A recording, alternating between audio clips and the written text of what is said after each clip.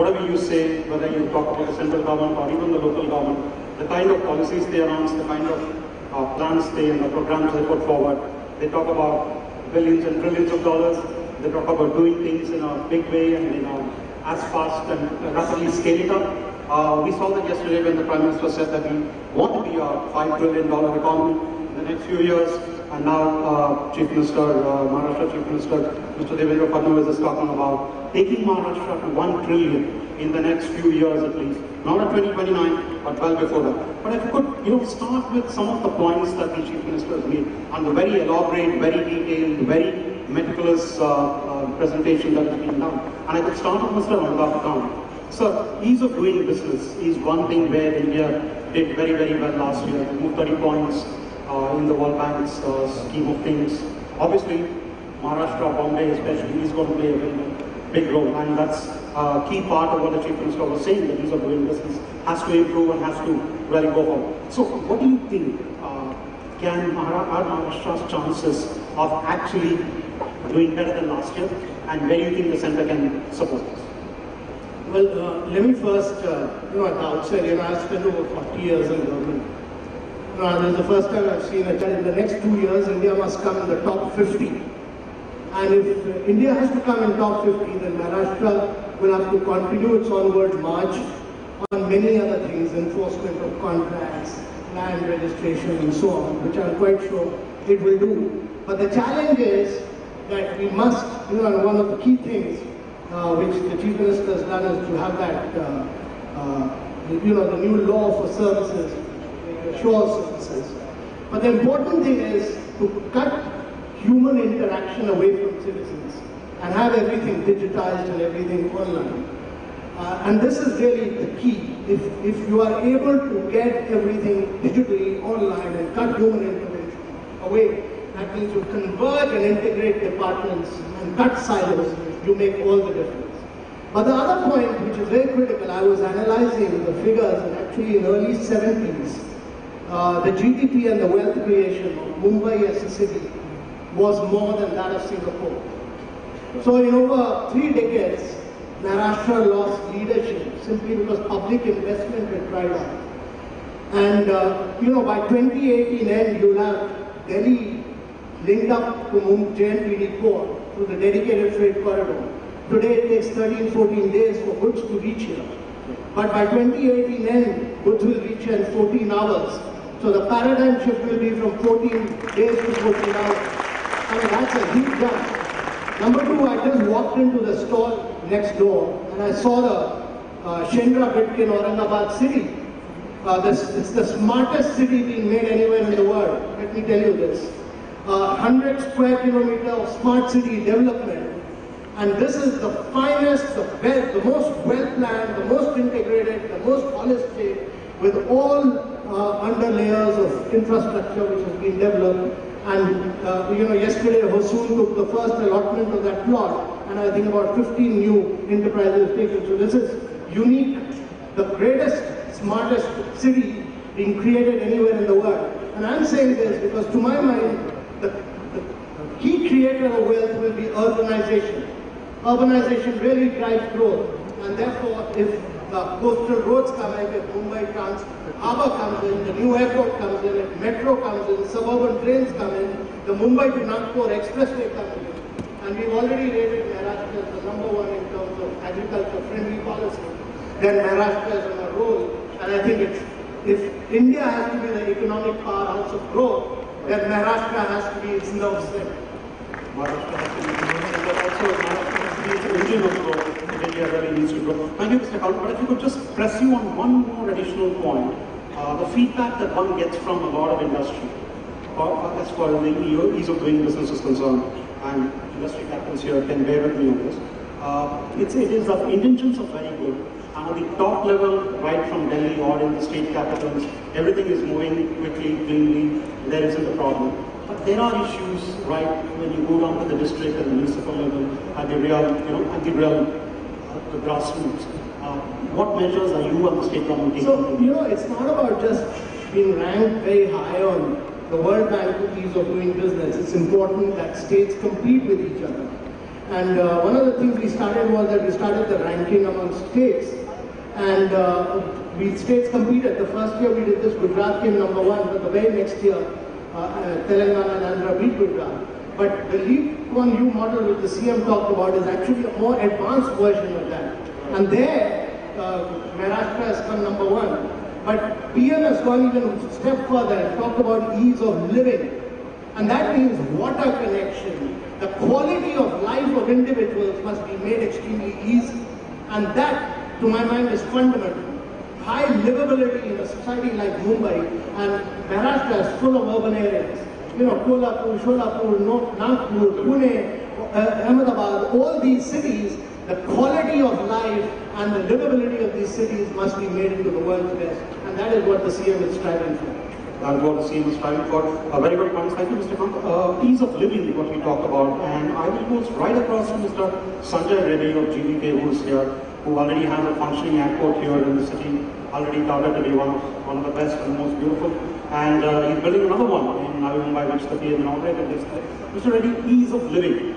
If there is one thing that irks every Mumbaiker, every Maharashtrian, every citizen who is living in the city, is the time taken to commute, the time stuck in traffic jams, is the non-availability of various things where the CM talked about a very grand, ambitious plan of transforming infrastructure in the state. You are a big part of the transformation if that were to happen.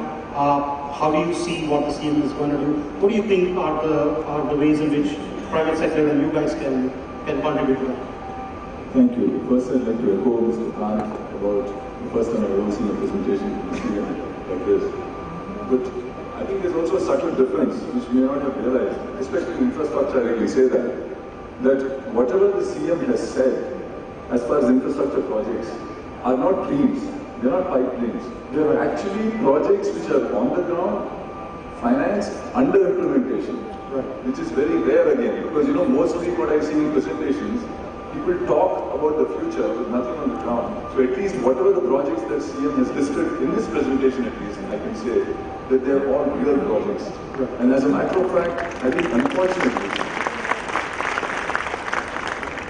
and so not that I'm an expert in the rest of the areas that the CM spoke about, if that is the measure of what the CM is for infrastructure, I'm sure all the presentations, what they're really doing on the ground, which is commendable.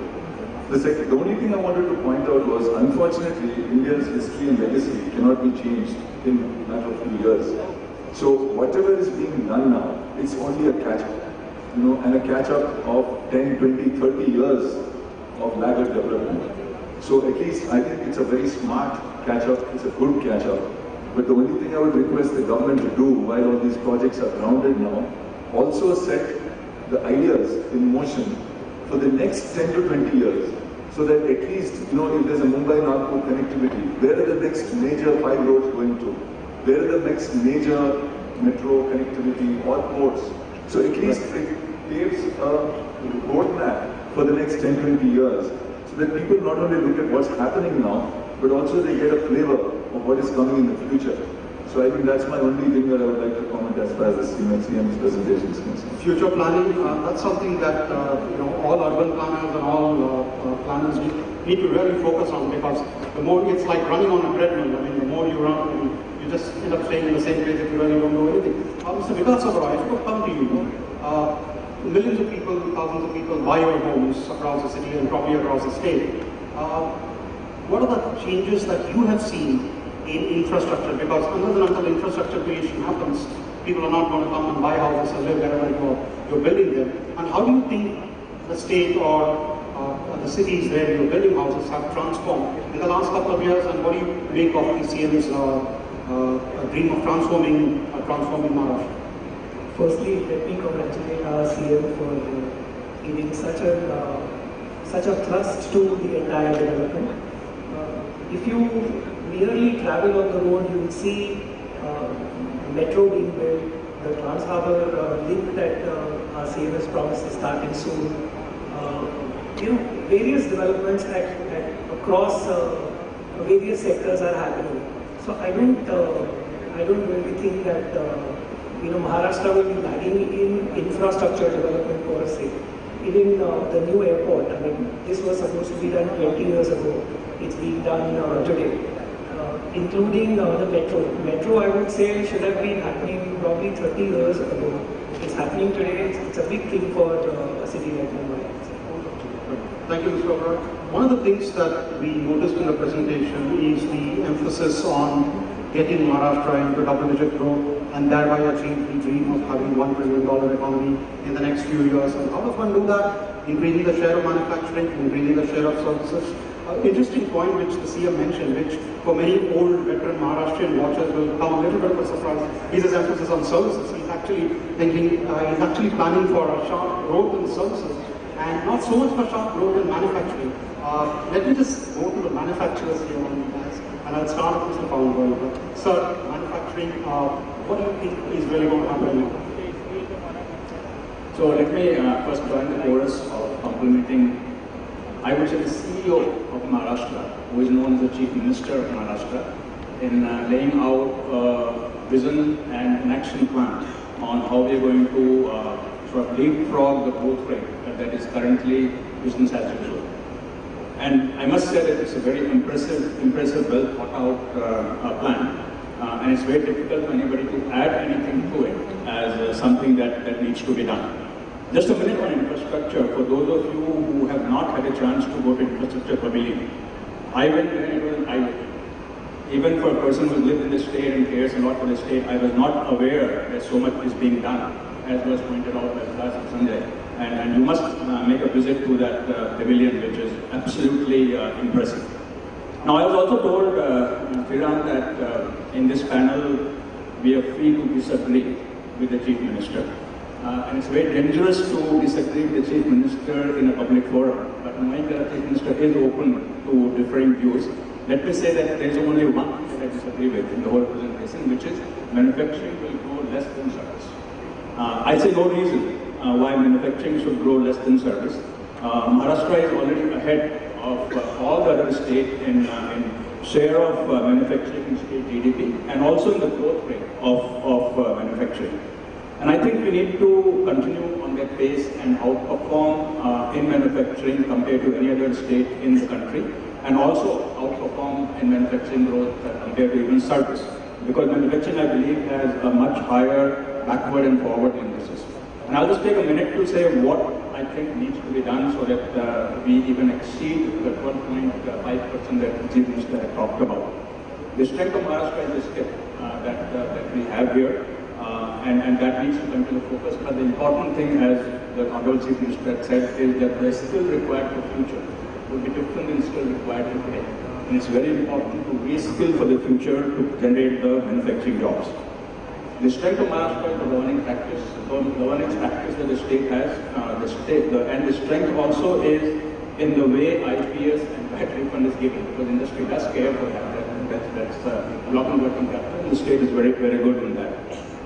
Therefore, everything that we have talked about, the ease of doing business, the skill, and the natural advantage that Maharashtra has of being having two large ports here and having very large consumption, because manufacturing will come where consumption is there, because that's what makes more sense. There is no reason why we should not focus on that. And one thing that we must ensure is growth of MSME. Without growth of MSME, manufacturing cannot prosper. You have talked about it a little bit, but I think that's an area where which requires a little more focus, because for MSME it's becoming even harder to afford to do business when the cost of infrastructure, the land, factory setup is going up so high. And infrastructure, now that I'm impressed, I will not talk about it earlier, I was going to say that we need infrastructure catching up to do. But one final point is, as the Honorable Ambassador of Japan pointed out, that competitiveness of states is becoming very, very severe. And all the states now are competing with each other for manufacturing investment, and therefore Maharashtra has to work much harder to keep the lead that Maharashtra has already in the investment. And finally, thank you for the electric vehicle policy. That is something that's very close to my heart, and it's one of the most aggressive and most consumer-friendly investment policy that any state has come up with. Thank you. Thank you. Well, you indeed set the cat among the pigeons. But here's the point here, right? I mean, this is the state where you saw the growth of the big businesses, the big industrialists, and really the big manufacturing that put Maharashtra on the world map, so to say. But let me, continue this train of conversation and ask Mr. Singhani. when it comes to manufacturing, sir, do you think that in Maharashtra manufacturing can continue to keep pace and grow faster and actually revive after years of really sluggish growth? Thank you, Raj. Firstly, sir, let me echo what everybody is saying. I'm really impressed with the policies and passion that you have for Maharashtra. It's truly transformed Maharashtra. Last year at Make in India, when our Honorable Prime Minister set up a vision to Make in India, we looked at all the states, and like Pawan has also said, that all the states have got extremely competitive in winning your investment. We went and met our Chief Minister, and our Chief Minister honestly committed that he will do whatever it takes, but we must invest in Maharashtra. I must say, within 40 days of Make in India, the Chief Minister performed the Bhumi Puja, and within 1 year we had the factory up and running. I think it is the first factory Maharashtra had from the Make in India. And not only do I compliment the Chief Minister, I compliment the whole team, including Mr. Subhash Desai, our Honorable Industries Minister, and everybody who's involved in the CM's office. Personally, at Raymond, most of our manufacturing is in Maharashtra, and we will continue to invest in Maharashtra, looking at the support that this government has given. And I think I'm really backing one person, which is our Chief Minister. I think he has really got the passion and drive to commit for this state, and that is why Raymond is fully committed behind you, sir. Thank you very much. Mr. Singhania, now I'd like to go across to two other private sector foreign companies here on this panel. First, if we can start, Mr. Whitstrong. Sir, you've been in Maharashtra for some time, and you had, what is your experience of how things have worked out? And given what the Chief Minister has said in his presentation, what are the things in which, what are the ideas that you think that can really work and the plan that can really make it work? Thank you. First of all, echo again, what strikes me is the pure scale of it.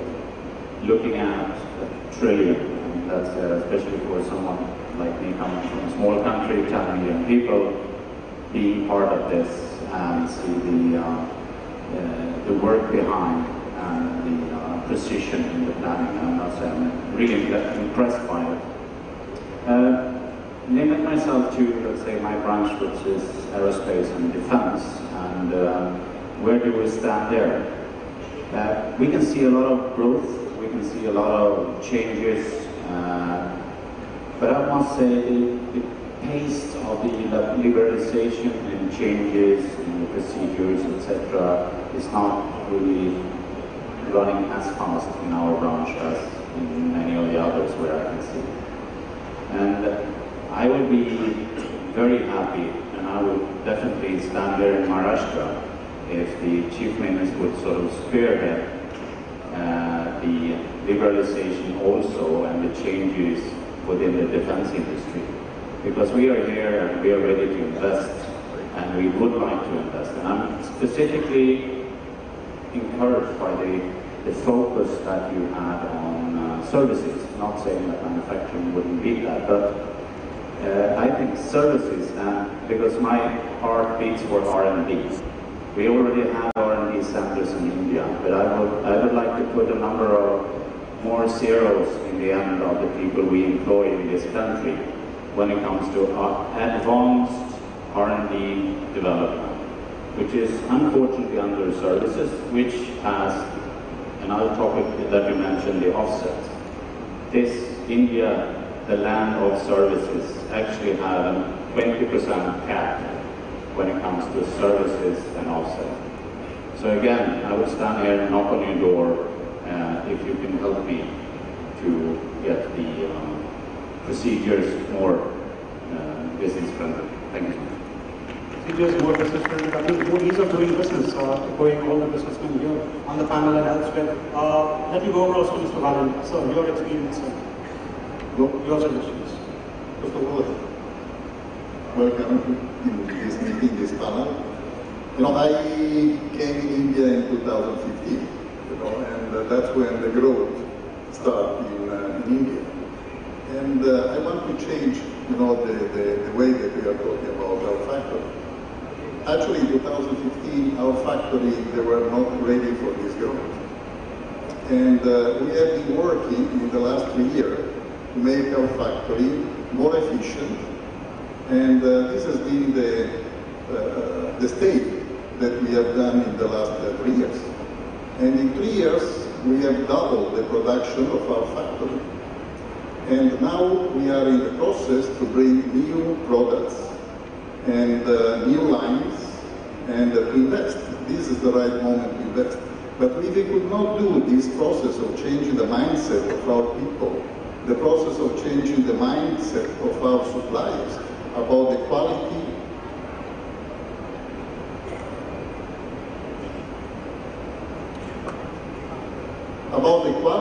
that we need and about the speed that we need, then these things would not be possible. We have factories basically all around the world, so we have numbers from all the factories, and we have to reach that speed and that quality. Now, before the products, in 2015, we were making products for India. Now we are thinking to make products to export out of India. And that's where the investments are. Now I want to come back a little bit to the logistics.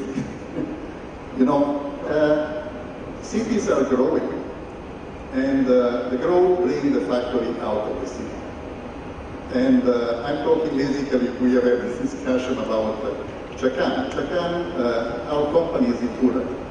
And Chakan is becoming the industrial area of Pune. You listened yesterday, there are a lot of companies here that are going there. We are making a big depot ourselves, we are investing in care. So we need to have a little bit of more planning. This is what we need.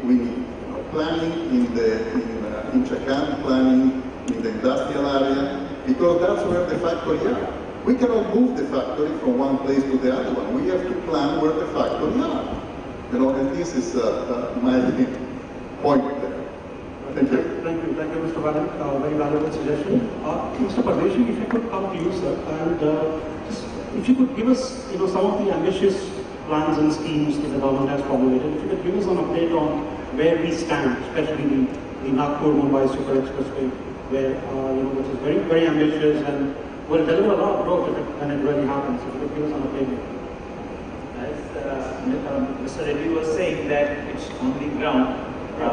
More than 6,500 hectares of land are already in the possession of the road, of the SPV. And this has been done quietly in a consensual manner.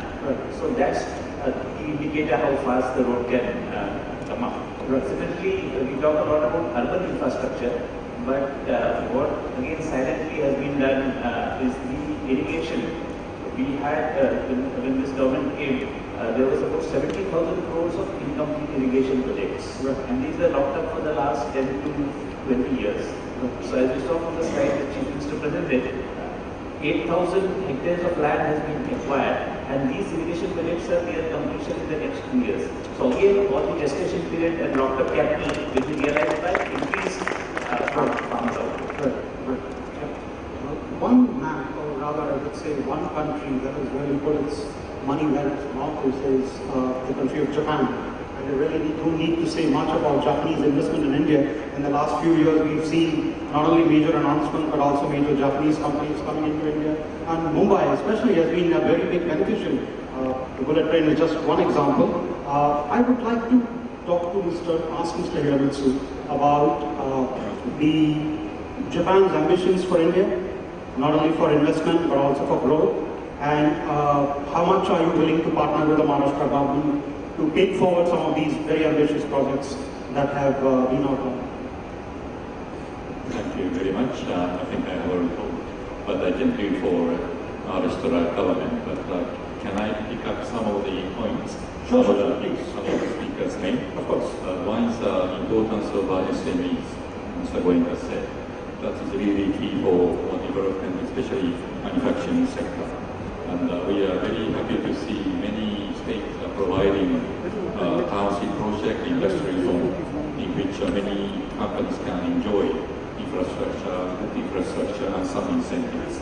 In that way, I think small and medium-sized enterprise can be able to can establish establishments in these areas. In this regard, I'd like to mention the SPA Japanese Industry Zone here in Maharashtra. And we are very happy to see that land acquisition has been completed in a very timely manner. And the site preparation work is steadily ongoing. Thank you very much, Mr. Chief Minister Maharashtra Fadnavis, for your leadership. And for having more investment in manufacturing sector, I'd like to reiterate the importance of skills development. As I said in my statement, last year with the collaboration with Japanese companies, 4 Japanese India Institutes for Manufacturing were inaugurated. This attempt is directed toward handing over Japan's culture of manufacturing to India and Indian engineers and to contribute to the Making India initiative for Indian government. Also, Japan is ready to support the Indian Institute of Skills, which the Indian government is now working to establish. Moreover, soon we will start the technical intern training program for Indian technicians. Under this program, Indian technicians will be accepted to Japanese companies to undergo their technical training and acquire skills from Japanese industry. So this attempt to improve the skills development in this country is really key for manufacturing sector development. So Japan is committed, overall India, especially in Maharashtra, to support Honorable Chief Minister's effort to enhance skills level, especially for manufacturing workers in the state. Thank you. Thank you, Mr. Ambassador. If I could now ask the Honorable Chief Minister about his plan for transforming Maharashtra and transforming Mumbai. 2 points, sir. One is what Mr. Anand Mahindra made this point yesterday about the city of Mumbai, which is groaning. And we see from your presentation and we see from other reports and other things that you have done that more than 1 lakh crore is being spent in Mumbai itself for various infrastructure projects. Your thoughts on how you can really make Mumbai better, because this is a city, 18 million people, one of the biggest, best cities in the world, where people come for jobs and your thoughts on how you can take this forward. See, when we talk about Mumbai's businesses, sure. From the business perspective, it is more on the autopilot mode.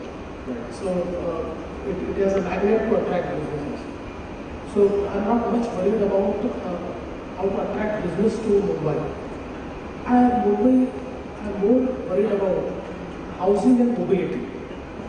And if we really want Mumbai to be a very vibrant city, we need to create a lot of public transport and a lot of housing. So now if you look at, let's say Mumbai,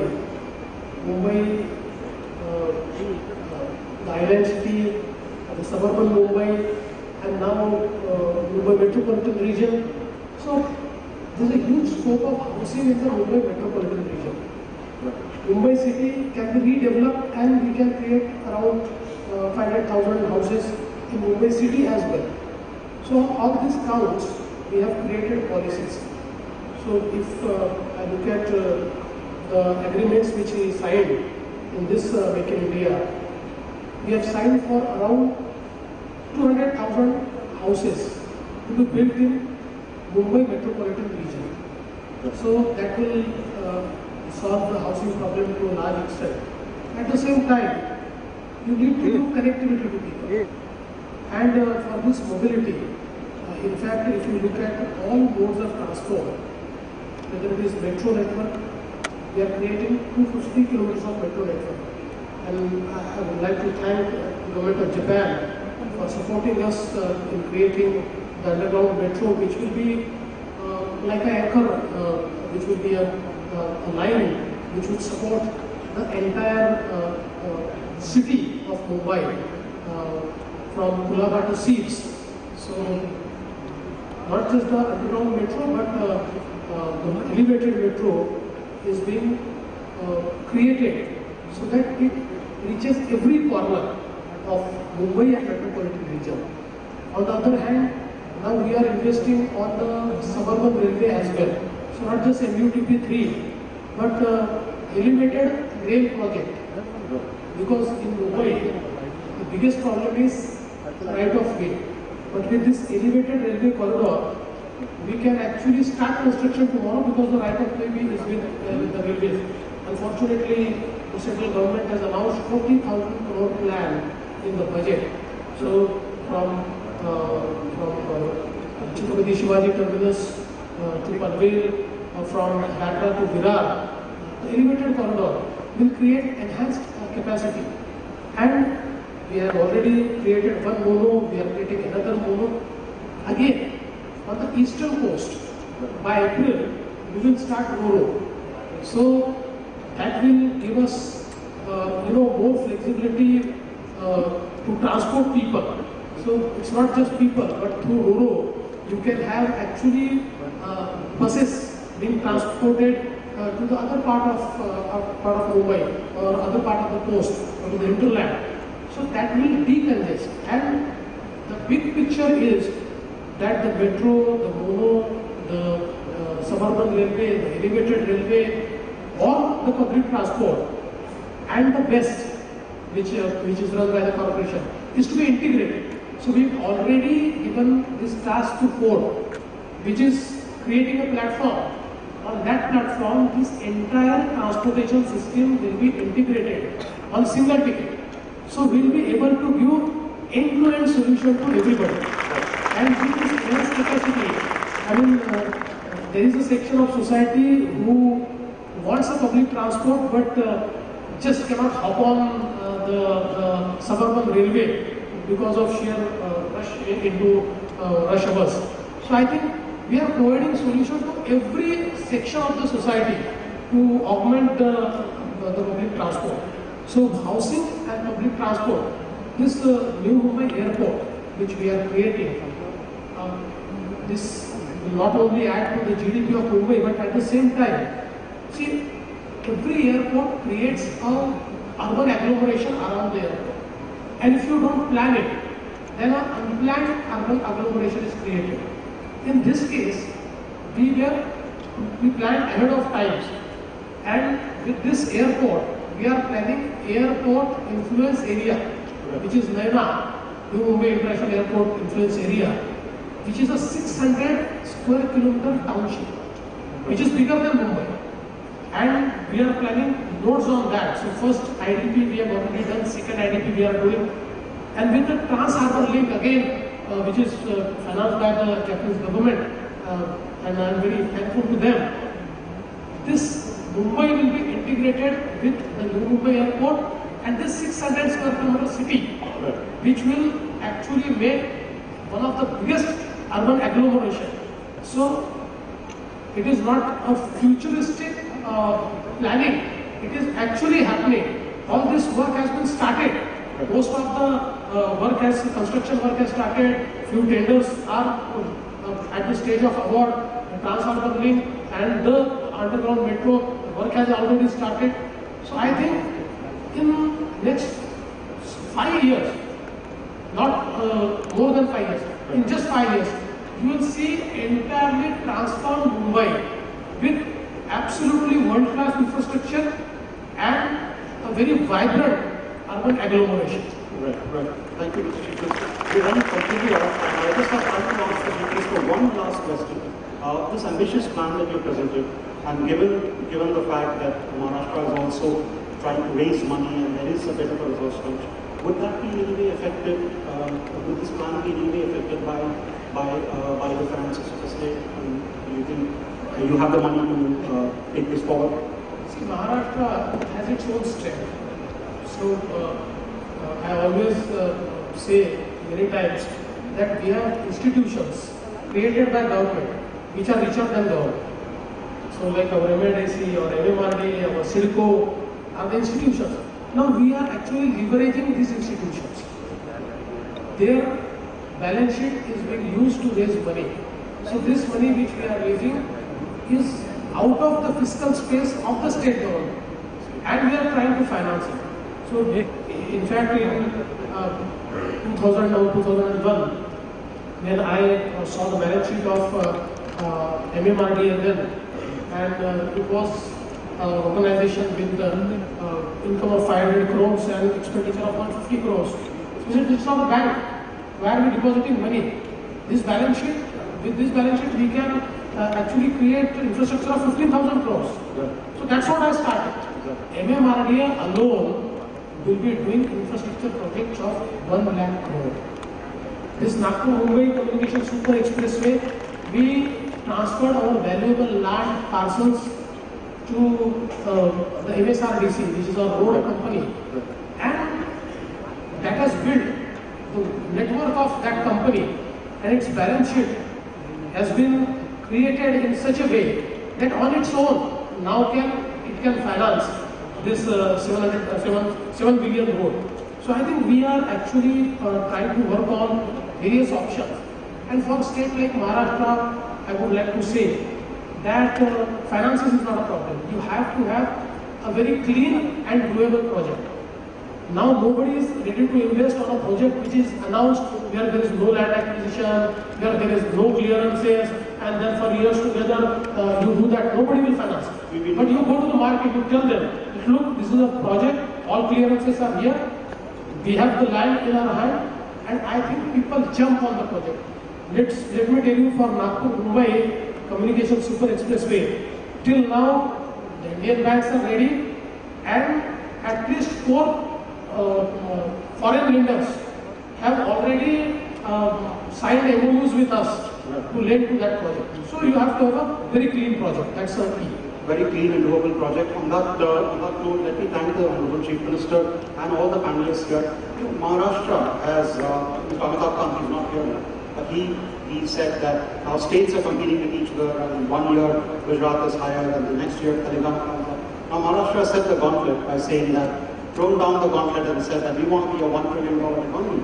Now if other states want to come forward and match this and say we also want to do this, well, that will be a real competition, and that will really add to India's growth. On that cheerful, optimistic note, thank you, ladies and gentlemen, thank you, panelists, thank you, Honorable Chief Minister, thank you very much.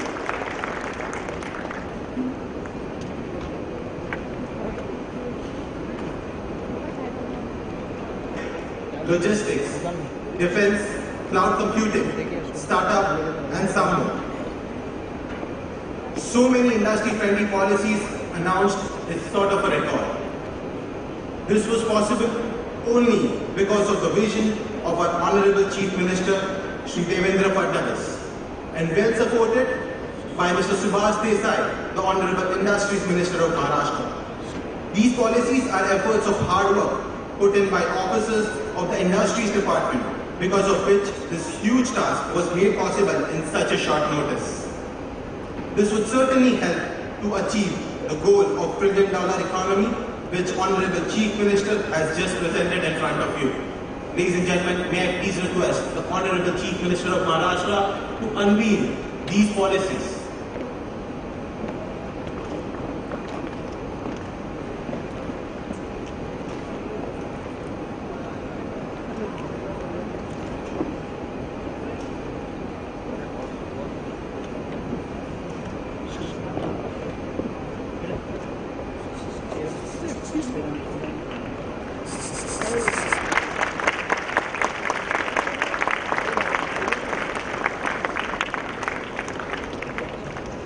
Ladies and gentlemen, today in the august presence of the Honorable Chief Minister of Maharashtra and other dignitaries, some large investment intentions, approved investments are being exchanged. May I request the investment intention signees to please come up on the stage as their names are being announced to exchange the investment intentions. GSW Electrical Vehicles,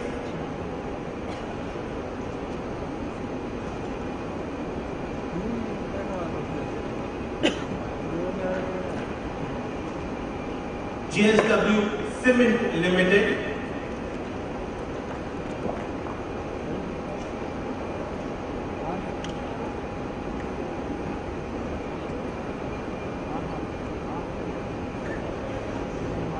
Lloyd Metals,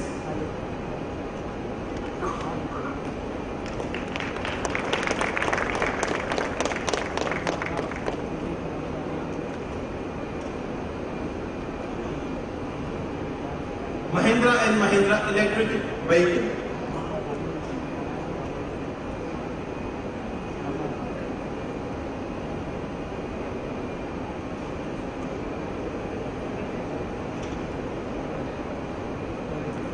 University Think Green Private Limited.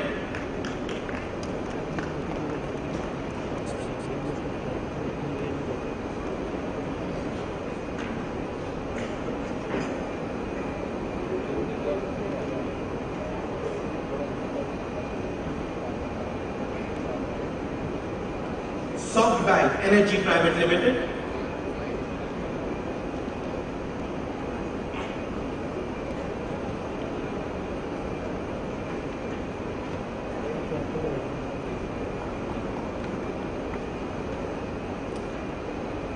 Lloyd's Metal has come up in Gadchiroli, which is one of the most underdeveloped.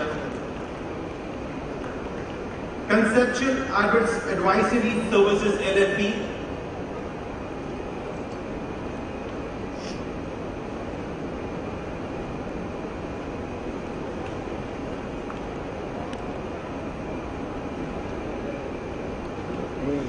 ICRISAT.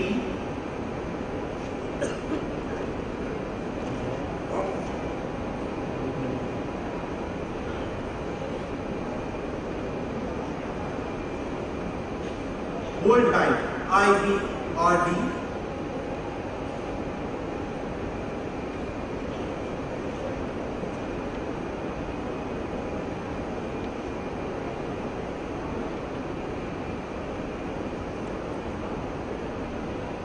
Leather cluster.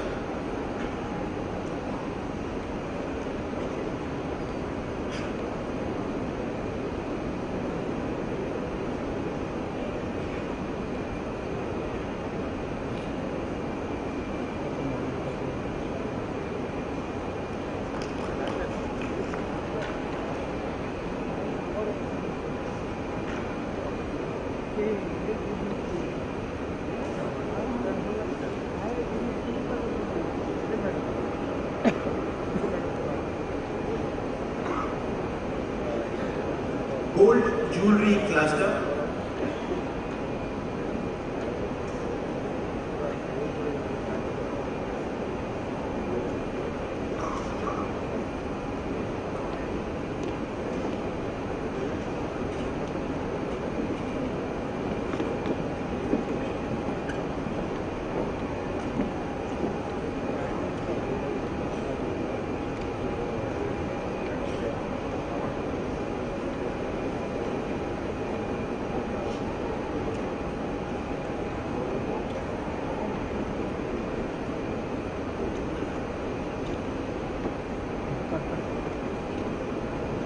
Barley painting and farming cluster.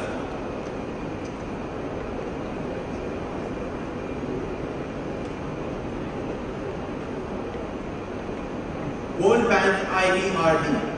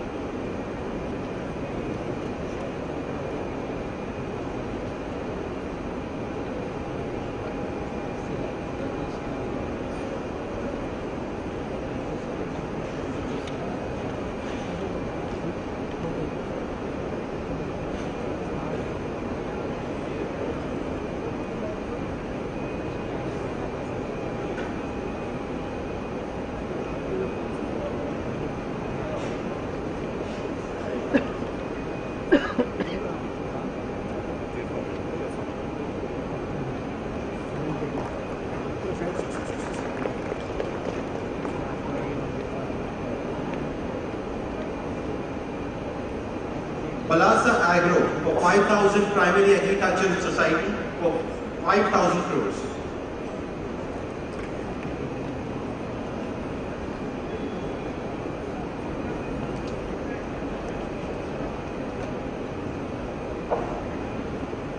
Royal Agro Foods Industries.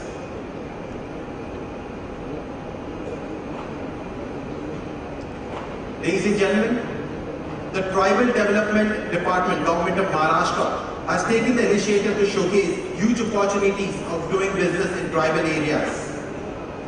We urge you all to invest your knowledge, technology and resources for generating wealth and employment through tribal tourism and investments in organic agro and farm produce, herbal plantations, warehousing, value addition to minor forest produce and tribal arts and crafts. There is a huge business opportunity waiting to be tapped through business and CSR partnerships. I request you all to now orient yourself to the screen for the digital launch of logo created by tribal products.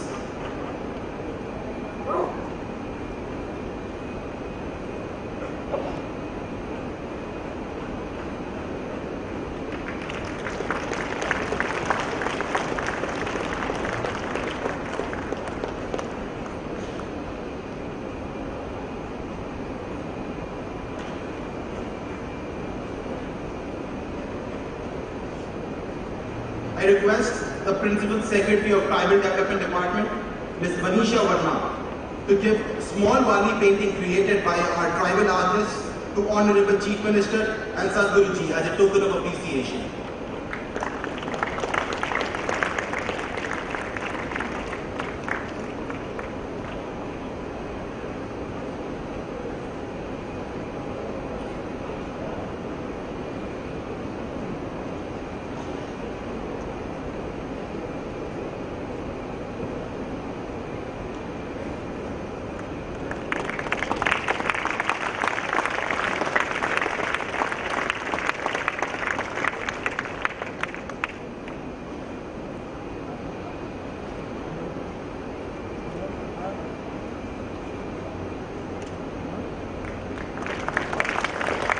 Thank you very much.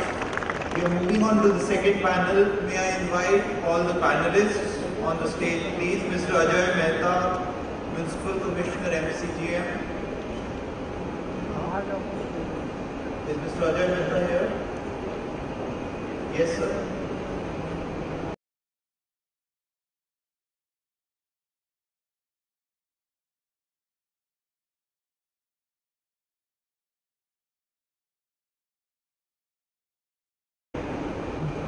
Mr. Janvijay Sinha,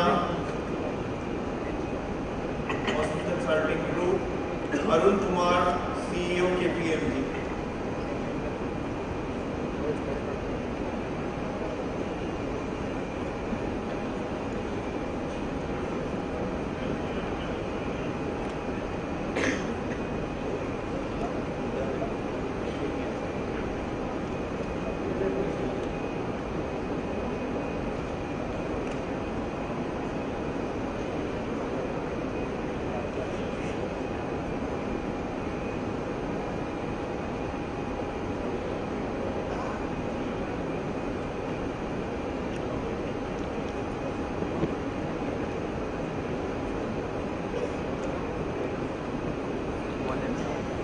Moderator, will please come on the stage, Mr. Sriram Ramakrishnan, so that we can start the proceedings.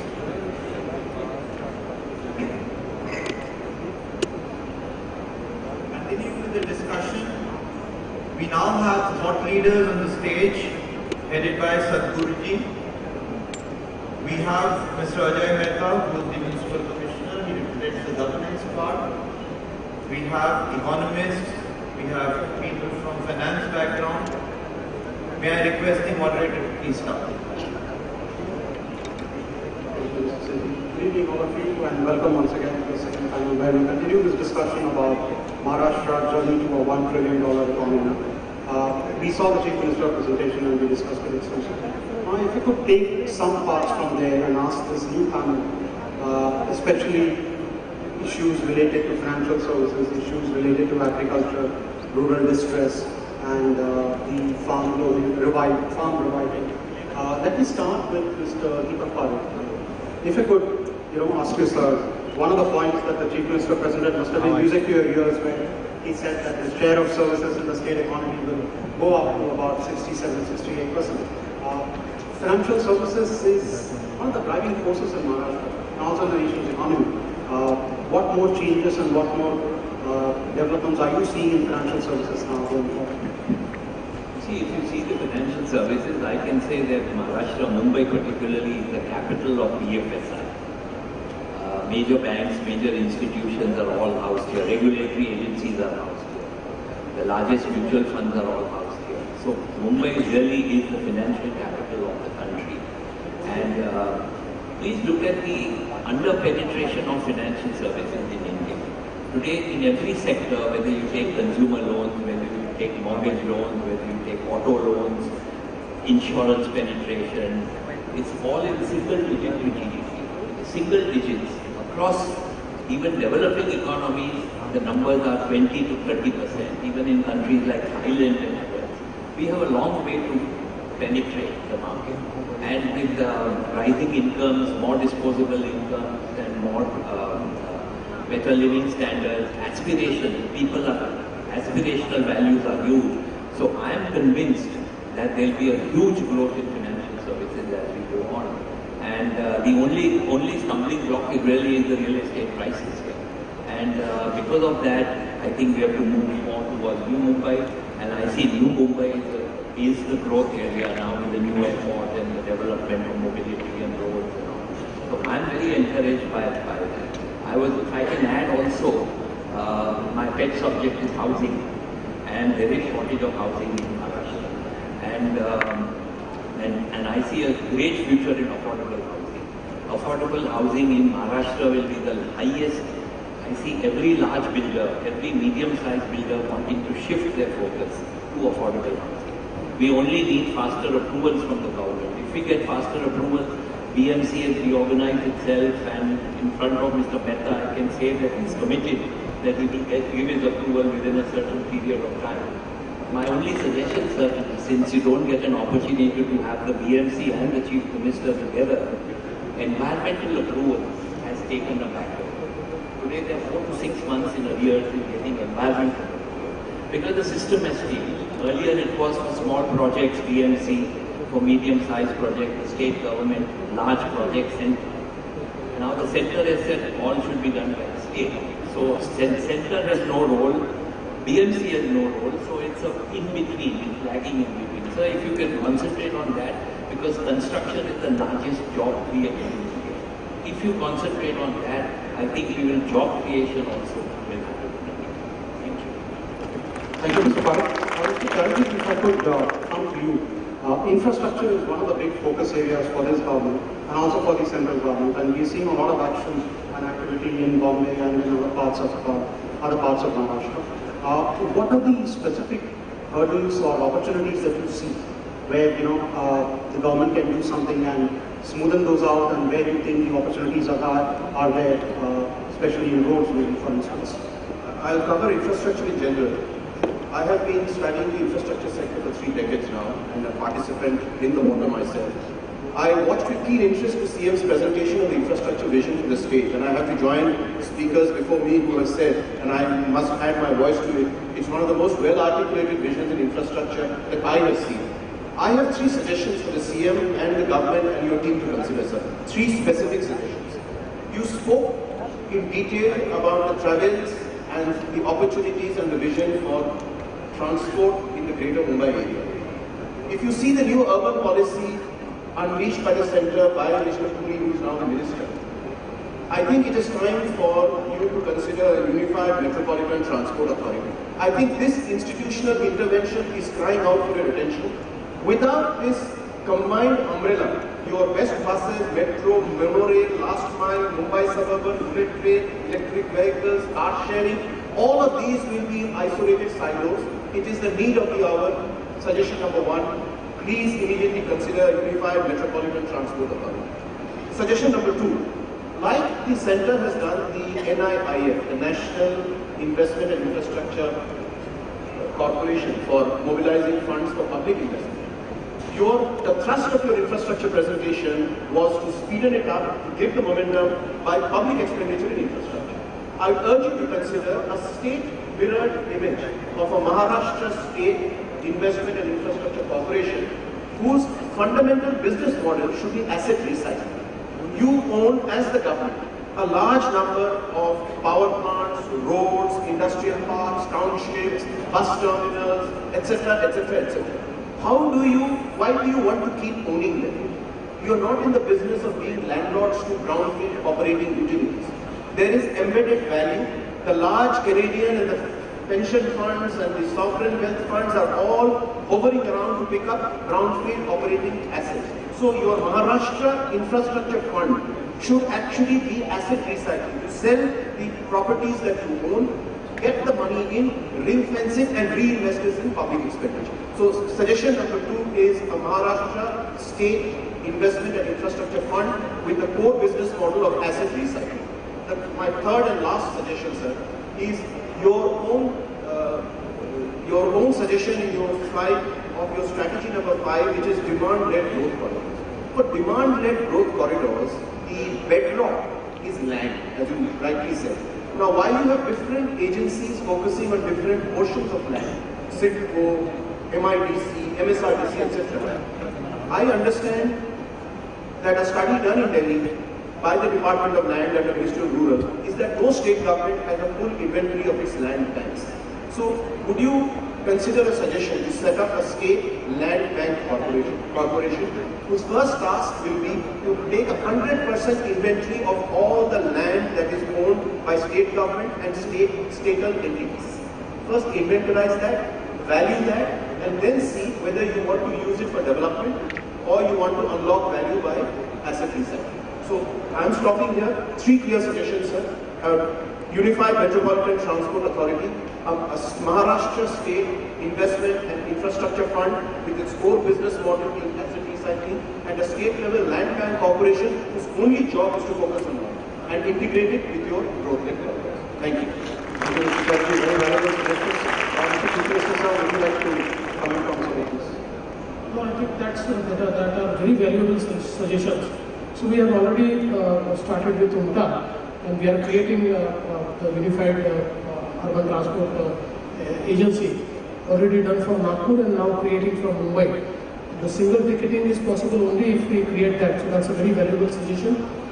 Secondly, again about the inventory, I think that is a key point because you are absolutely right. No government knows how much land it owns. And we have already recently started that because we feel that in the future we can raise a lot of money not by selling the land but by mere securitizing our lands. Because you know, in our country selling land is like so family silver, selling family silver, so it's a taboo. So we'll securitize that. So I think all 3 points which you have made are very correct and we want to do it. Thank you, Mr. Chief Minister. So, if I could, turn to you, Mr. Sinha. And this whole vision, this whole plan of reaching up to $1 billion and increasing the share of services, increasing, putting more trust on manufacturing, reviving agriculture. Now, what are the various things that you think need to really happen hand in hand for all this to really come to one? Leave aside, natural things like drought and monsoon failure and all that. Other than that, what are the various things that really need to come together for all this time? So let me just begin by saying that I have the privilege of being with the Chief Minister and the Chief Minister's Committee for Digitization, and I am so pleased to see that the thrust of your presentation is so futuristic and taking the digital infrastructure to be its bedrock. This is fantastic. I would like to see Mumbai to become the Manhattan of the East. And for it to become the Manhattan of the East, 3 things that you have mentioned need to be implemented. 1, training and skilling.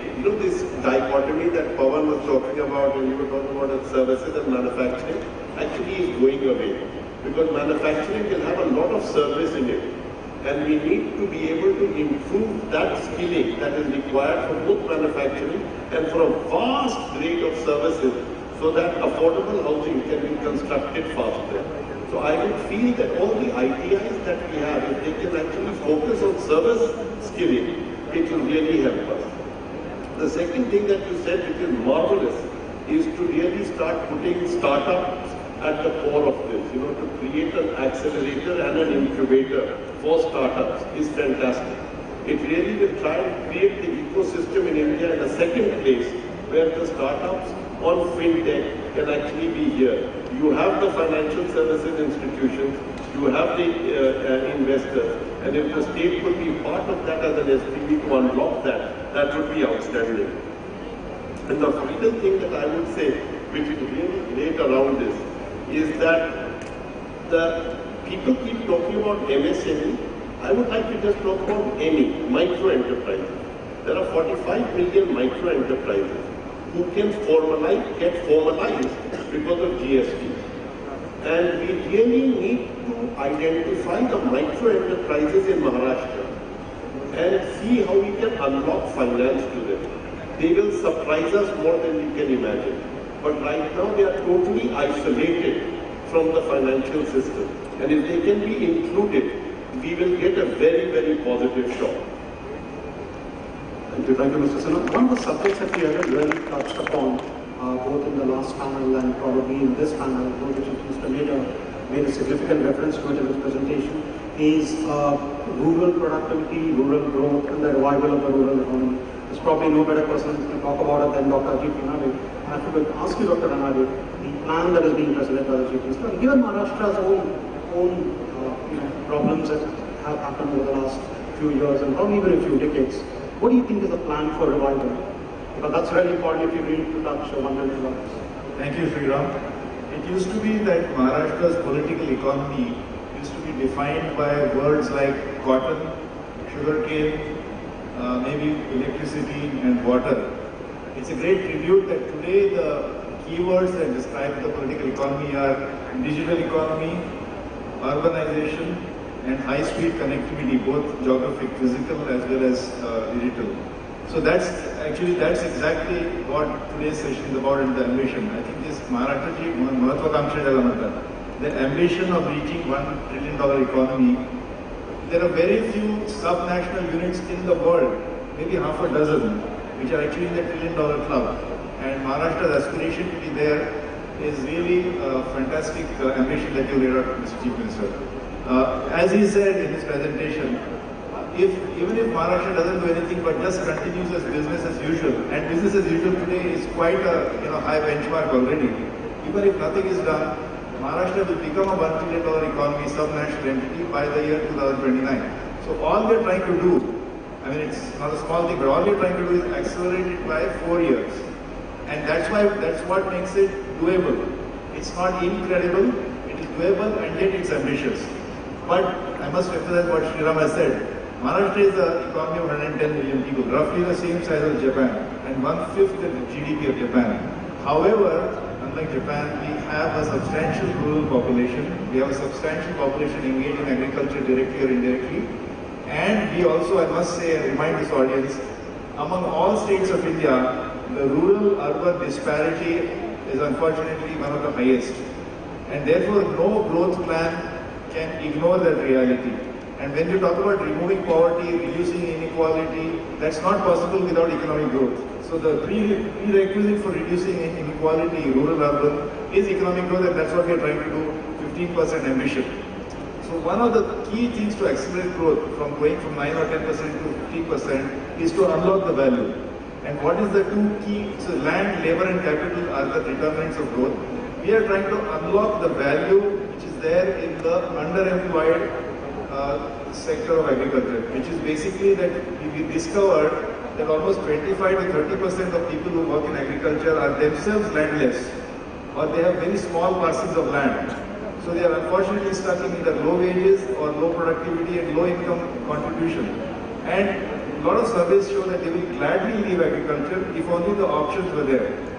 That's where the unlocking of value comes in, that basically this high-speed connectivity to growth clusters. Remember, the other key driver of growth is unlocking underemployed labor and unlocking underutilized land, which is urbanization. And much of the land belongs to the government. so I'm not going to go into the detailed plan. So we try to connect these high growth clusters with these rural areas, which will now find marketplaces.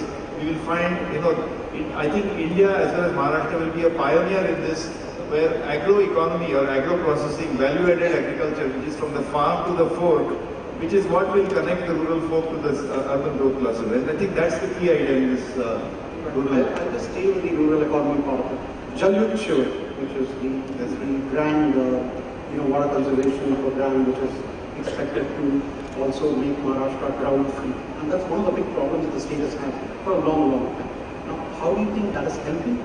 How do you think that's helping? Thanks for raising that. Actually, you see, people don't realize that Maharashtra is largely on the Deccan Plateau.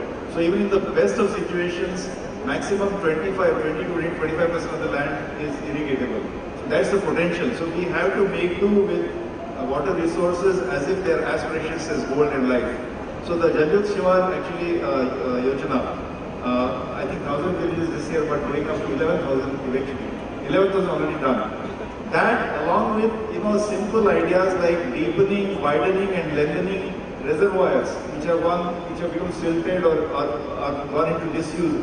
So basically, I think our Prime Minister also had a slogan, more drop per drop. I think that is the philosophy behind water harvesting, water conservation, water recycling. Marathi mein vantar pani adwa, pani chirwa. Let not the water run into the oceans, but please stop it. So these are the kind of things we need to, these are the basic key ideas behind the rural revival. Thank you, Dr. Ranade. If I could turn my attention and turn to Sadhguruji. We are talking about rural.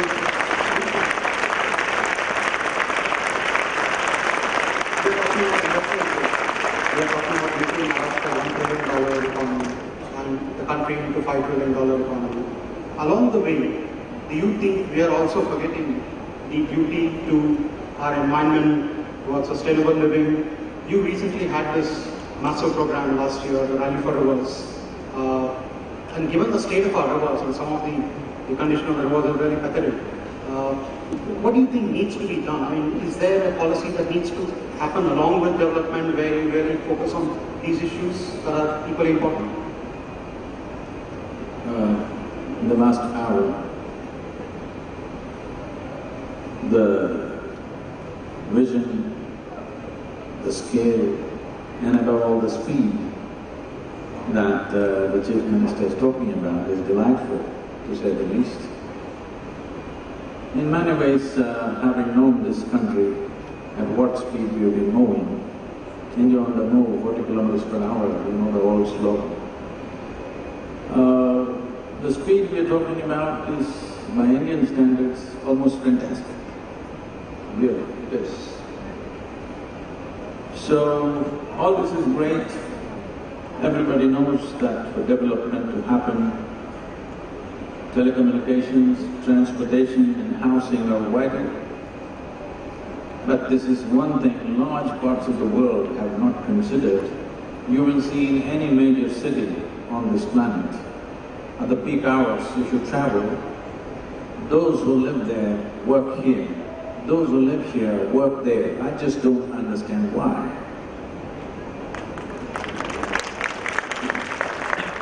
Always it's been like this. Now especially a significant segment of work area moving into digital space is very, very important. The future cities consider that those who live in a place must also work there. The amount of load and infrastructure has to be brought down because with 1.3 billion people on our hands, doesn't matter what kind of infrastructure you build, it will be crowded and unusable before you build it. It's almost like that.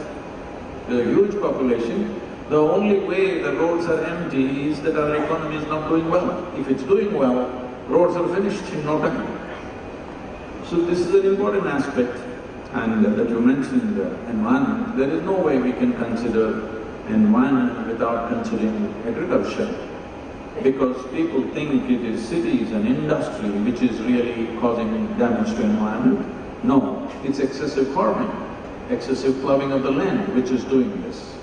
So doing agriculture in an eco-friendly way is very important, one significant step. which I think is a pioneering step that Maharashtra government has taken, is Maharashtra government has made it mandatory that sugarcane cultivation can only happen under micro-irrigation. This is a phenomenal step. I don't know if everybody is conscious about this. 74% of Maharashtra's irrigation water is consumed by sugarcane. If it becomes micro-irrigation, it's a phenomenal change. And this needs to happen across the country, particularly all the thirsty crops.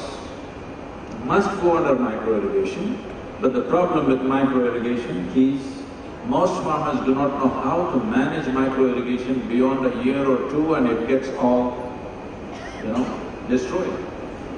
So the only way micro-irrigation can come into Indian agriculture, as far as I can see, is… See, right now, as you said, some of you pointed out that the difference between the urban rich and the rural poor is so pathetically, far away. And it's cruel. As human beings, when we look at it, it's very, very cruel. One reason why rural population can never scale up is because the land holdings are so small. There is no way they can scale up. So for this, we've been working on this and we've been appealing to the government, we appealed to the Prime Minister. Fortunately, in this budget, they responded that the tax on the FPO has been taken away with persistence, and wonderfully that response has come, because in this country, individual agricultural income is not taxed. But if you organize yourself as a farmers' producers organization, you get 30% tax. So you're making sure they never scale up. So that stumbling block has been removed. A farmer, as all of you know, the terrible statistics of how many hundreds of thousands of farmers have committed suicide in the country and all this stuff.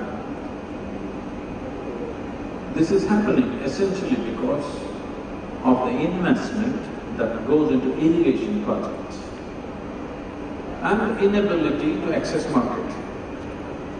This magic of turning mud into food, though the farmer will look illiterate, believe me, with MBAs and masters in this and that, you cannot do agriculture.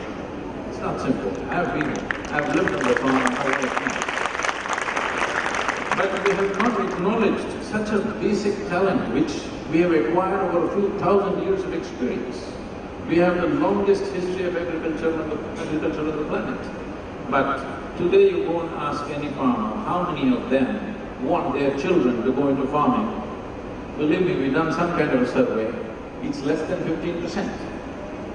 That means in the next 25 years when this generation passes, our ability to grow food in this country will be a big question mark. Big question mark.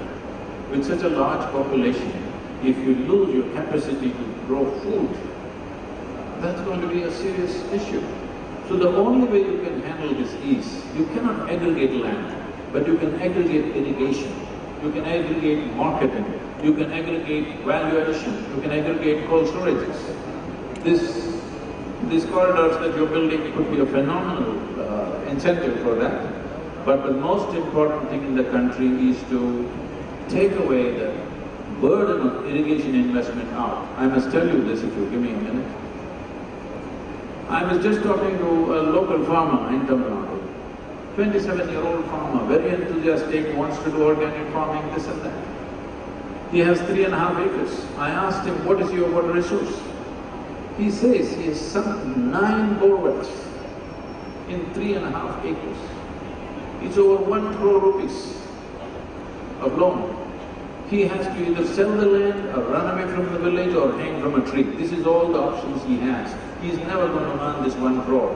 This is unfortunate state of millions of farmers in the country, because one industry develops at the cost of another. There is a borewell industry which keeps on advising that hit 1 more borewell, you will get more water.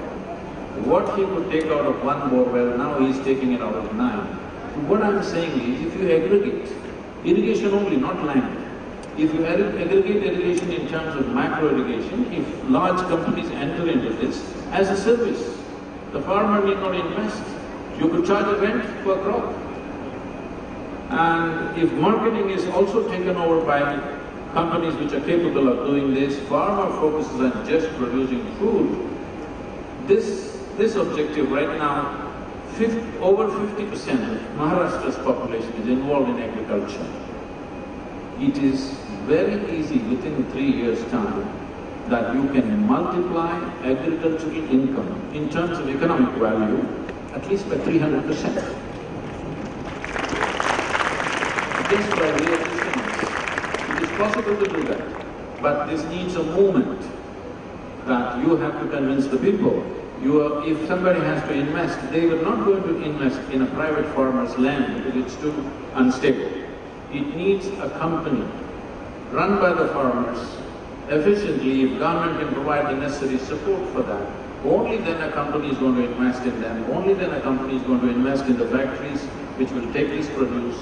This needs to happen because over 60–65% of the nation's population is involved in this. If you just handle this one thing right, it's not as easy as I'm saying it. There are many things to be done on the ground, but if we handle this one thing, India's economy, the agricultural economy can go up 200–300% in a matter of 3 to 4 years' time. I have to also say this, when you said ecology and rally for rivers, I have to say this, and it gives me pleasure to say this with the Chief Minister here. Maharashtra has been the foremost state implementing the recommendations of Rally for Rivers in the country. We are already in the process of making the detailed project report for 2 rivers. It is in the process. By the end of March, it will be on and work should begin in monsoon seasons. That's great news to hear. Thank you for those valuable insights. If I could come to you, given the enormous interest in ease of doing business, and we had Amitabh Kant in the earlier panel, where he talked about how the ambition is to be in the top 50, not just be satisfied with being 100 and coming up by 30 points. One of the things that need to change is, of course, at the municipal level, at the local level, where construction permits are given, and a lot of other work clearances and permits are given. What is the BMC doing to enhance and speed up this process so that the ease of doing business ranking on construction permits and all those other issues also improve? And are there any good suggestions that you can give us on how one can do this better? On the ease of doing business, the Mumbai Municipal Corporation has looked at 3 goals. Business becomes easy if you are transparent, business becomes easy if you are predictable, and business becomes easy if you have speed. You can achieve these 3 goals. These are the 3 basic goals that we need to achieve. Of course, on the periphery, you try to reduce regulations, you try to, what I now call, demolish the kind of regulations that you have around getting a permit. That's on the periphery. But these are the 3 core areas that we are working on. And we've realized that these 3 core areas can be achieved through technology. Today, technology allows you that. On transparency, the minute somebody writes something on the file, it's now available on the console of the person who has applied for that permission. So you really know why he's saying yes to you and why he's saying no to you. And before even the file goes to the next person, you get an SMS saying, he said yes or he said no, and these are the following reasons. That's the kind of transparency. Including the file when it comes to me, it's signed. The reasons given are there for anybody to see immediately. That's the first thing that we are looking at. As far as predictability is concerned, we've now decided which level can ask which question. Everybody can't ask every question. In fact, as Environment Secretary, I was surprised when people would ask questions on fire safety. That's not the Environment Ministry's job. That's not your job. Or why should the entrance be 3 meters high? Why cannot it be 1.5 meters high? That's not your business. So we've defined questions that can be asked at every level. You can't ask a question beyond this. So that there is predictability. Before even you sit for the exam, the examination paper must be known. So you should know. It can't be you go for an exam and suddenly a question is thrown at you which you do not know. So at every level we've defined the question. In fact, we now have a manual for every level. These are the questions you can ask and this is what you can do. On the speed issue, well, we would like to achieve the ultimate speed, which is called the deemed approval. That if you apply and it is 16 days, 60 days, we can say neither yes nor no. It's supposed to be yes. But we are a little apprehensive about building proposals and certain other comments, and including the industry won't be too happy with the deemed approval. You sit quiet and approval comes in. But how would it work on the other side? What we've done is we've now fixed time limits for every test. And if you do not reply within that time limit, that desk or that level now gets an automatic show cause notice. That's why you did not do it. You must have a reason why you did not do it. So therefore we can now make a commitment that within 60 days we process our building permits or any other issue that we take up. That's very interesting and encouraging to hear. A lot of people have also been talking about the fact that construction permits need to be done within 60 days, and all municipalities will have to follow that rule. So you're confident that change can be brought about in terms of faster clearances and giving things out quickly to industry. We are confident because we've really pushed in and injected a lot of technology. In fact, the development control regulations of Mumbai are one of the most complicated. I come from an engineering background and being in the power sector for very long, I thought power sector regulations were complicated. But when I came here, I was amazed at the kind of regulations that you can have. The first thought that comes in your mind is, why so many regulations? Well, we tried with the help of the Honorable Chief Minister, we've been able to, in fact, remove a lot of regulations which are not supposed to be there. A lot of things which used to be, in fact, that file I came in, some simple file will go right up to the CM. They're now delegated down. So a lot of things that we've done with the regulation. But the biggest thing that we've done with the regulation is that the logic in the regulation has now been inbuilt into the software. This codification, as you codify things are going to become simpler. So the DCR is now codified, it's built into a software. So there is what is called an auto DCR, which auto scrutinizes the plan that you have put in. So a lot of human intervention is removed. You really know what the auto DCR will do, but you can even run in your home and find out whether your plan will go to the scrutiny or not. Mr. Desai, sir, if I could ask you about the Maharashtra industrial scenario and where you think the last time we had a great discussion about manufacturing, about how manufacturing can continue to grow and still provide a big boost to Maharashtra's economy, not just services. So your thoughts on how industries and manufacturing can really grow? Thank you. Under dynamic leadership of our Chief Minister, Devendraji Fadnavis, we all in government are committed to perform. My colleagues in the cabinet, our senior officials, secretaries, our people in MIDC, my Department of Industries, everyone is committed to deliver. And as a result, we could see the achievements in Making India Week that happened at this same venue, BKC. 8 lakh crores MOUs were signed with Maharashtra. And people kept asking us, what are the actual results? In last 2 years, we could translate all these MOUs into real industries to the tune of 61%. And this is the highest percentage in the country. No state can match this percentage. Now, for Magnetic Maharashtra, Chief Minister set a goal of 10 lakh crores rupees for all of us, for investment intentions. We call now investment intentions, beyond MOUs. We are just halfway now, this is the second day, and I am confident we are going beyond. And I will not be surprised if we would be successful in signing the investment intentions worth 12 lakh crores in the next 2 days. Why this is happening?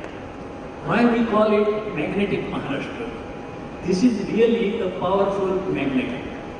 And that is why we see that more than 50% foreign direct investment was attracted to Maharashtra in the previous year. So this is continued. We offer quality infrastructure, land, power, water.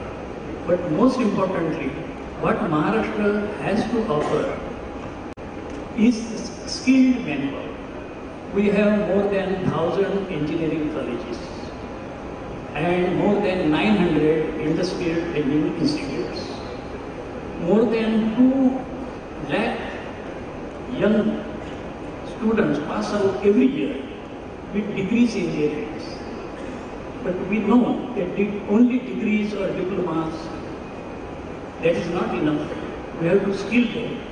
And Honorable Chief Minister has prepared a plan for skill development. We have set up Maharashtra Skill Development Corporation, and more than 8,600 skill development institutions are now functional throughout the state. So all this makes us magnetic, and we, not only in the Department of Industries, but across all our departments, will certainly contribute in a large scale to the CM's dream of making Maharashtra 1 trillion economy. And I am confident of that. Thank you very much. Thank you, Dr. Bhushan. Mr. Anupam, if I could just bring you in on this. One of the big debates that we've been having all across the world, not just in India, is the future of manufacturing. Whether manufacturing can survive in its present form, whether manufacturing can continue to provide jobs, robotic intelligence, 3D printing, artificial intelligence. What is the kind of impact that will have? Now, what is the role that you think that Maharashtra can play where it has had traditional industries and also labor-intensive industries? How does it embrace these technologies and still continue to, say, provide jobs and increase the share of manufacturing? Well, I think the comments of manufacturing made by Pawan and then by Sinha are very appropriate. In some sense, as Mr. Sinha said, the demarcation between manufacturing and services is going to go away. We talk about the Internet of Things, that's much software, there's hardware, and I also would echo Pawan's optimism about manufacturing. Maharashtra has a strong manufacturing base, strongest manufacturing state in the country. And I want to link that to another aspect, which is that of exports. So I first of all applaud the Chief Minister's vision, and as was mentioned, he was presenting like a CEO, and business leaders know that ambition is one of the first things you need to be able to grow and succeed. So I want to applaud that. So I want to just touch on the nuance of demand-led growth, which you mentioned. If you can stimulate demand, the growth will follow. One aspect that I think we should focus on is that of exports. A very conscious focus on how to drive exports, both manufacturing and services, as well as agricultural exports. Now, as we know, countries like Japan, Singapore, and Korea, and China have all been significantly driven by export growth. So I have a specific suggestion here, which is to create a state export development agency, which could be the state-run or public-private sector model, which would focus on a number of things. First of all, its primary focus would be the SMEs. I mean, you've got 400,000 small units in Maharashtra, employing 2.4 million people, and that's an enormous base to build on. And SMEs are the ones that need help in learning about export markets as well. And I have some personal experience with this, so I'm very excited about how this can transform SMEs. Now, associated with that would be leading trade missions to target countries, establishing export promotion offices in target countries. In Bombay, for example, there are a couple of American states that have export promotion offices. Why would we not do the same thing and have one in California, and one in New York, one in Texas, or other parts of the world? Such a unit can also help teach SMEs how to use e-commerce. Because e-commerce opens up a small manufacturer, provider to the whole world. But it's not always easy for them to learn how to use e-commerce. So there are a number of capacity building activities that an export promotion agency could do. And I have some experience in the United States, and we found that the jobs created by exports were often the higher paying jobs. So exports, enormous job created, and I would highly recommend focus on exports as part of your demand-led growth. Thank you, Mr. Anupam. Thank you, ladies and gentlemen. I'm afraid we've completely run out of time, but it's been a very engaging and very insightful discussion from the panel here. And we have two back-to-back panels on the topic about $1 trillion economy for Maharashtra. And there have been some very valuable suggestions and very valuable insights offered. And of course, the very meticulous plan put forward by the Chief Minister, which we all hope will really come to fruition in the next 3 to 5 years. Thank you once again. Thank you very much. Enjoy your evening. Ladies and gentlemen, this is followed by special remarks by Sadhguru now. There is a wrap-up and special remarks by Sadhguru. The panel discussion is being followed by special remarks and a wrap-up by Sadhguru. May I request the other panelists to take their seats. The Honorable Chief Minister and Sadhguru will be seated on the stage.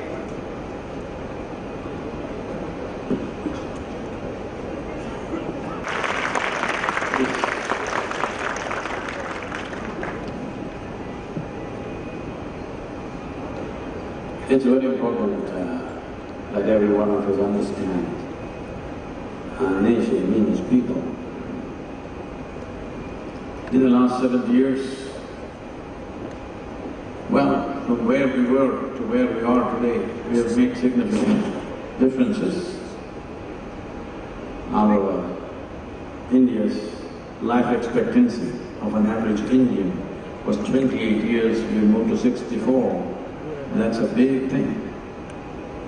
But at the same time, we always have to evaluate ourselves not just in terms of what's happened. What are the opportunities that we let go? What are the opportunities we did not crystallize into reality? We can always pat ourselves on our backs and say, we've done reasonably well. We have, I'm not saying no.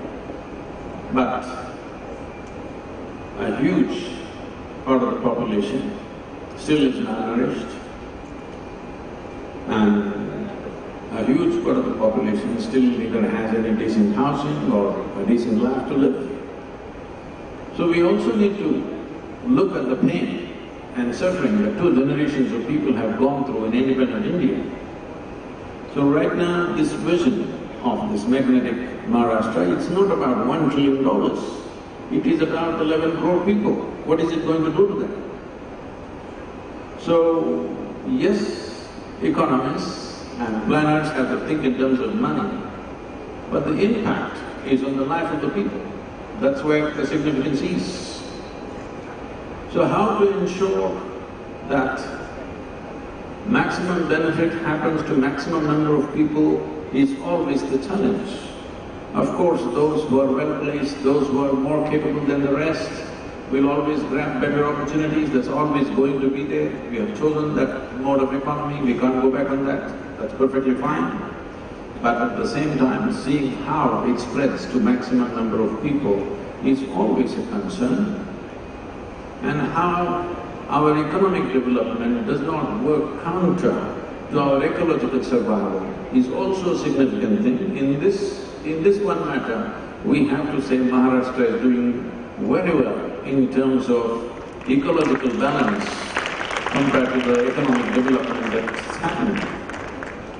This is the only state where the green cover is going up at a certain level, the mangrove plantations have improved, and the volume of forests have increased.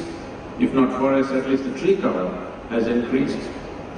These are good signs, but still a lot more needs to be done. We are a nation where a lot needs to be done. I always wonder how somebody says he's unemployed because there's so much to be done in this country. If you look around, there is so much to be done. How can you be unemployed?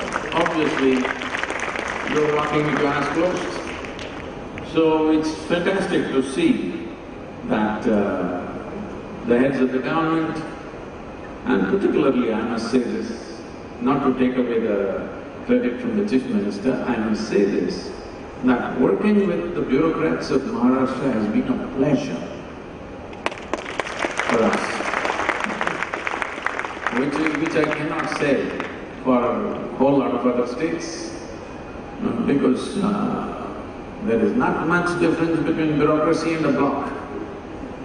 And for the first time I'm saying it's a pleasure to work with bureaucrats who are more eager than us to make things happen. They are following up on us,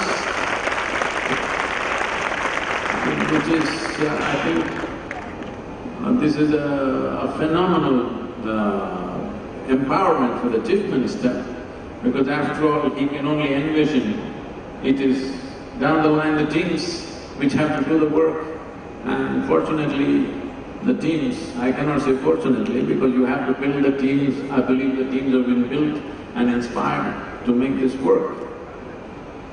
This urbanization that we're talking about in India, we have to do it in a measured way, because if you suddenly develop one city with phenomenal infrastructure, you must understand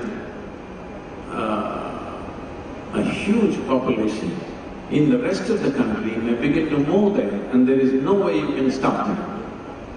And your infrastructure will be clogged and no use. It'll become like that. Right now, that is one of the problems that Mumbai is facing, the amount of migration that is happening into the city. I don't know what the numbers are, but it's huge. You can see it on the streets. People who have just walked in yesterday are sleeping on the streets. You can see there are new people coming in all the time. So one important thing is urbanization, yes, must happen, there's no question about that. But urbanizing rural India is very, very important, so that people feel it's worthwhile to live in the village. Right now, only those who are stuck there are there. Everybody who can escape has escaped. Either they've escaped outside the country or they've escaped to Mumbai. We have to make village life in such a way that it's worth living in the village. So there has to be a comprehensive plan. What is it that makes, for the youth, particularly the youth, because the older people may not move, the youth of the village, for them to stay there in the village, what is needed?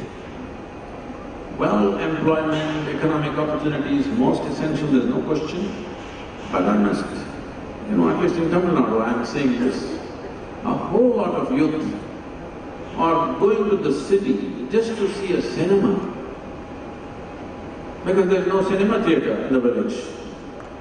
I think small-scale multiplexes, sports complexes, shopping malls, of their own scale, what is needed for the village needs to come up in every village.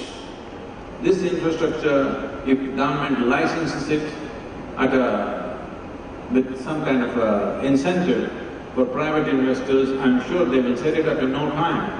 We need this because for small things they come into city and get entangled in the city life, which they are not competent to handle in many ways.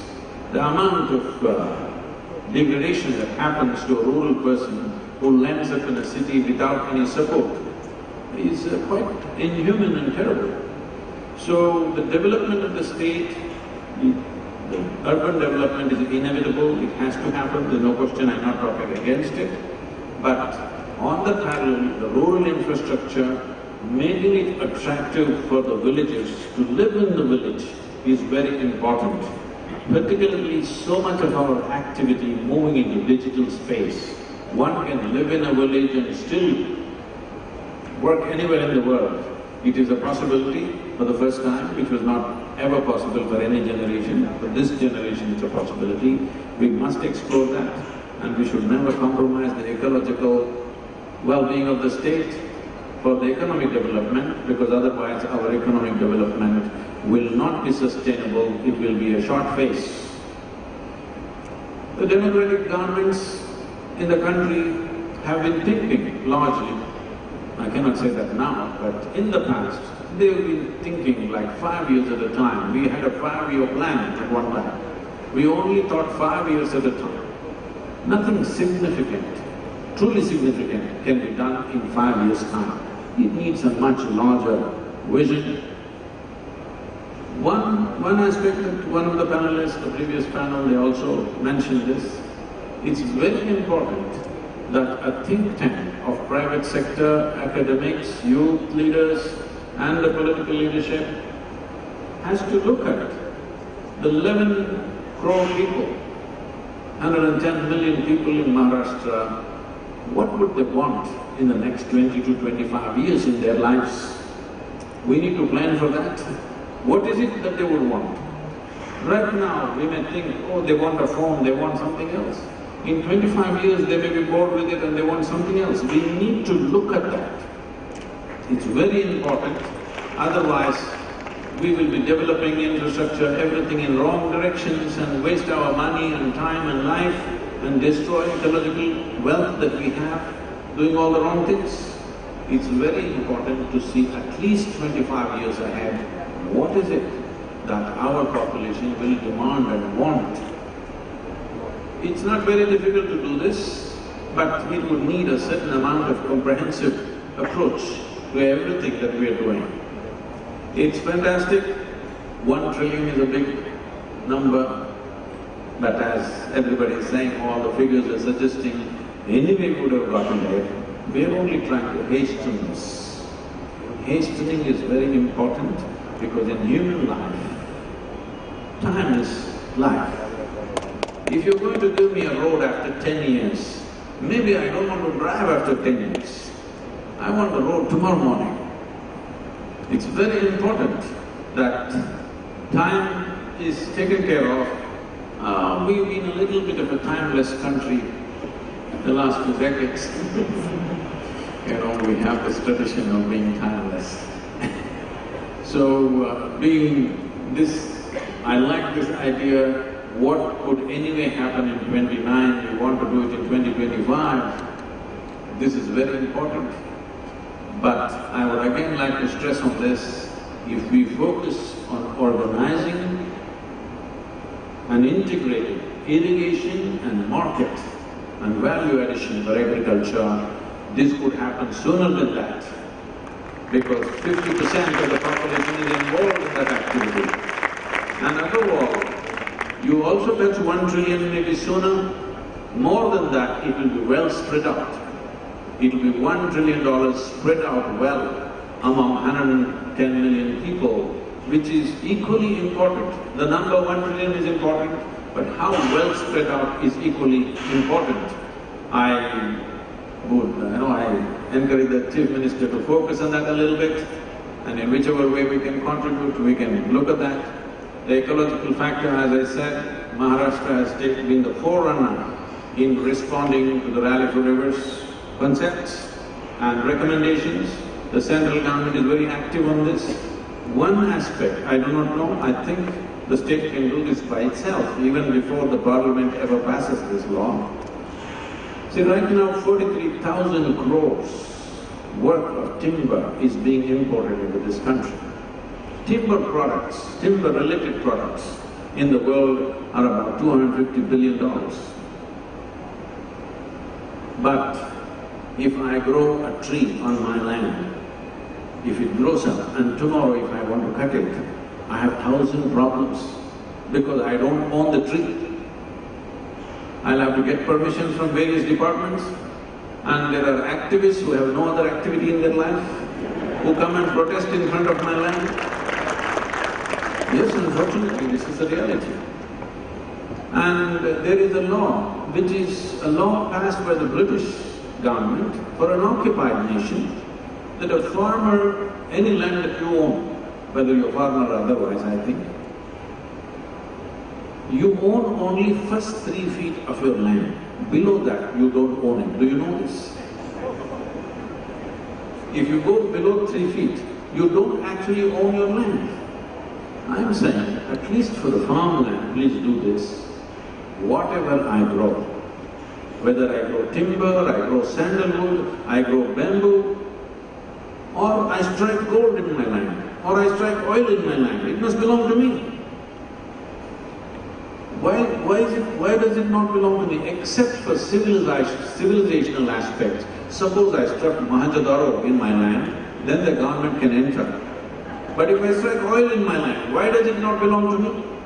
You will see in the United States, every farmer in certain regions has his own little oil mill, earning $3,000, $5,000 extra per month.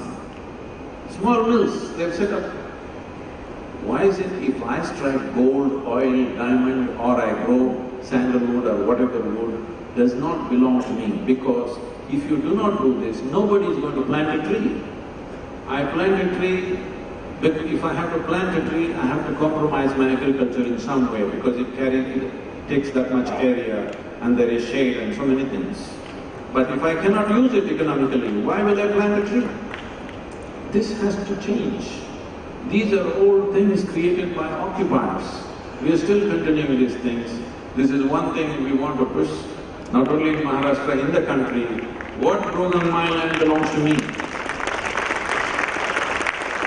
Only then I will be encouraged to do many things. We've gone into market economy, but there are these kind of shackles which are holding us back. This is not difficult to repeal, and this will be a hugely popular law if you pass it. It's an election-winning law also.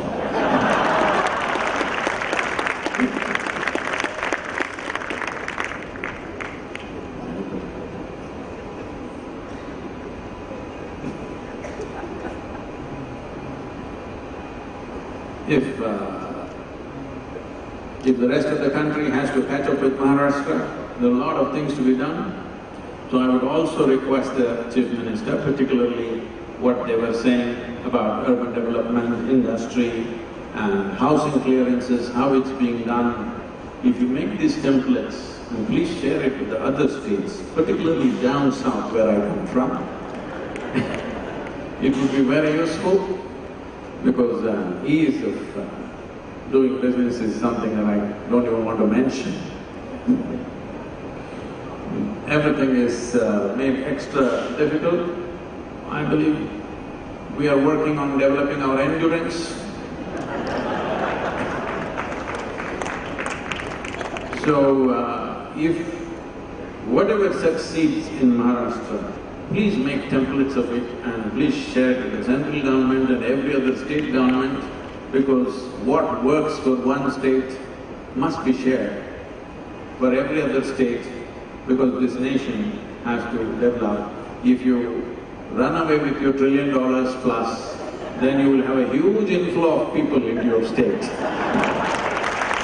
You will be doubling the population of the state in a matter of 5 to 10 years. So if you want to make sure that too many people don't come into Maharashtra, you have to make sure that neighboring states also develop at the same pace or at least right behind you. Thank you very much. Thank you, Sadhguru. These were real words of wisdom and very practical. I think we should thank Sadhguru for giving us so much of time and giving such a thoughtful speech where each one of us will be taking something with us. With this, I would like to thank Sadhguru, and we will conclude this session. The next session will be the award ceremony. Please be present for the award ceremony as well. Thank you.